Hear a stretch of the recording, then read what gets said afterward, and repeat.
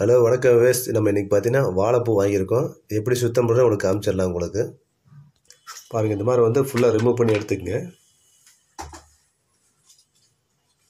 பாருங்கள், நம்ம அந்த பூவிலேருந்து பார்த்தீங்கன்னா தனியாக இந்த மாதிரி காம்பு தனியாக எடுத்துருங்க. இதில்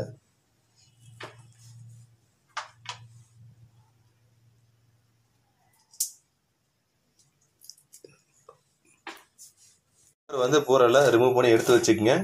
பாருங்கள், இந்த மாதிரி வந்து பொடி பொடியாக வெட்டி வச்சுக்கோங்க. வெட்டிங்க வெட்டி நம்ம மோரில் போட்டுங்க. பாருங்கள், நம்ம வந்து கடைசியாக பார்த்தீங்கன்னா இந்த மாதிரி வந்து பூவோட கடைசியாக எட்டு இருக்கும். நீங்கள் வந்து வெட்டிக்கலாம் நல்லா. பாருங்கள், இந்த மாதிரி பொடியாக வெட்டிக்குங்க. பூவோட கடைசி பகுதியில் இருக்கும். பாருங்கள், மோரில் இந்த மாதிரி வெட்டி போட்டு வச்சுக்கோங்க. மோரில் ஓட்டினா கருக்காமல் இருக்கும். நம்ம கசப்புத்தன்மை இல்லாமல் இருக்கும். பாருங்கள், அடுப்பு பற்ற வச்சுக்கோங்க. ஒரு தேங்காய் ஊற்றி ஒரு 3 ஸ்பூன் தேங்காய் ஊற்றிக்கங்க. கடுகு 1 ஸ்பூன் கடுகு போட்டுக்குங்க. பாருங்கள், பல்லேறு வெங்காயம் ஒன்று வெட்டி வச்சுக்கோங்க.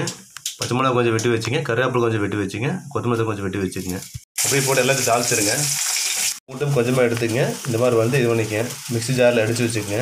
பாருங்கள், இஞ்சி பூண்டு பேஸ்ட் உள்ளே போட்டுக்குங்க. பாருங்கள், நம்ம வந்து வடிகட்டி எடுத்துருங்க அந்த வாழைப்பூவை மோர்லேருந்து. பாருங்கள், கொஞ்சம் மஞ்சள் கொஞ்சம் போட்டுக்குங்க. பாருங்கள், வாழைப்பூ உள்ளே போட்டுக்குங்க. பாருங்கள், தேவையான உப்பு போட்டுக்குங்க. அது நல்லா கலரி விட்டுக்குங்க. ஒரு 5 நிமிஷம் வெந்துச்சுன்னா ரெடி ஆயிடுங்க நமக்கு. பாருங்கள், ரெடி ஆயிடுச்சு. நம்ம எடுத்தல டேஸ்ட் பண்ணி பார்த்தல எப்படின்னு சொல்லிட்டு. பாருங்கள், நம்ம டேஸ்ட் பண்ணி பார்த்தல எப்படின்னு சொல்லிட்டு சூப்பராக இருக்குங்க. நம்ம சேனல் சப்ஸ்கிரைப் பண்ணுங்கள். நல்லா சாப்பிடுங்க, ஆரோக்கியமாக இருங்க. வணக்கம் வேஸ். வணக்கம். உடம்புக்கு ரொம்ப ஆரோக்கியமானது வாழைப்பூ.